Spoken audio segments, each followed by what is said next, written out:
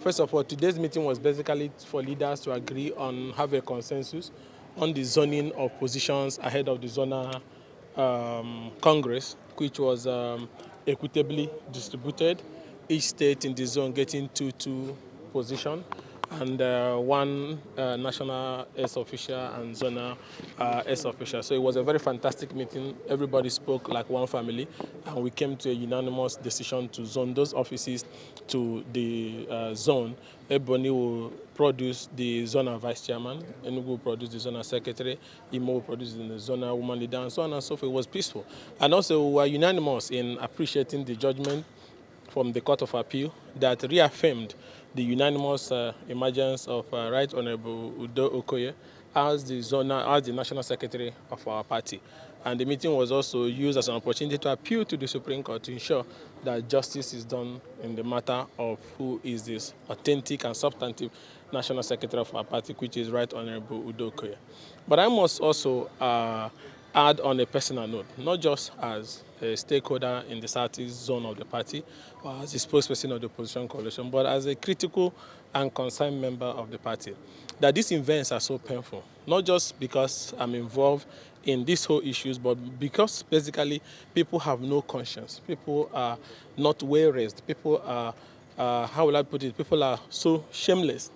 How can you be in PDP, a political party that gave you everything, and then all you could do is that you feel that the only way you can work for Asiwaju is to betray your own party, is to sell your own party because you are looking for bread and plot of land in FCT. This whole thing is, if things are done in the right way, if people were well raised, we will not be having this conversation.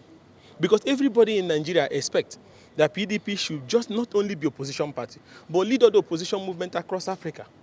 But here we are fighting among ourselves. Those who have agreed because of bread and butter to work for APC, and those who want to remain in the party. Even Asiwaju will be laughing at them because when he did the opposition, even though he might at one time or the other worked with ruling government, but he was never shameless about it.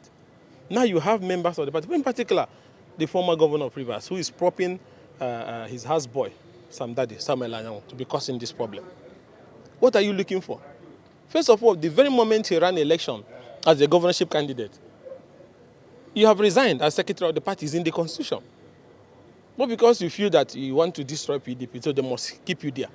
So for me, I strongly believe that if we don't get these political criminals out of the way before December National Convention, then it's over for PDP. I have to be honest with you. If the Supreme Court does not affirm the emergence of Udoke, and if these political, I mind the word that is political criminals, it doesn't matter who, Damagu is nobody. If these political criminals are not thrown out of this party, then by December they would have destroyed the party because they want to re-elect themselves and go ahead and endorse APC during the presidential election. Our members across every part of the country, they are hopeful and strong. It's the audacity of shameless activities. It's just because Wike believes that stupid actions should be elevated to national discussion. What are these stupid actions? We know you can't stay out of power. You're so scared. You need to run and attach yourself to Aswad. But you can do that with some level of dignity for yourself and for your children. And then because you want to serve him, then you are willing to tell him that the only way I can be relevant to you is to cause crisis in that party, is to destroy the party. And then boasting about how he will go to court and get judgment, and then judiciary is also keeping quiet and making it look like that somebody can walk in and get the court to cook up something that is bad for him. So I strongly believe that the Supreme Court has all it takes to, killing the image of the judiciary by ensuring that this decision that is legitimate and popular is also affirmed. And for all those madness, for instance, you left PDP and became to another political party, the 27 lawmakers. It's very clear, it's on tape. All the TV stations, you have it, the day they had that meeting. But somebody is boasting that he will get the court to affirm such stupid action. So if the court does that, then people will lose confidence in the judiciary.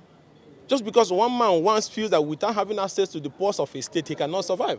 He must remain in government. Since 1999, government and PDP have been so kind to you. But what did you give them back? Crisis upon crisis. He destroyed the party or trying to destroy the party because you want to work. You can go and work for Bola Metro. I don't have any problem with that. But you should do it with some level of dignity, not dancing naked in the market square. So everybody is mobilizing for the final battle to ensure that by December, this nonsense is stopped. But I have to also say clearly here that even in the event that this nonsense is not stopped by December, a lot of members of the party will leave.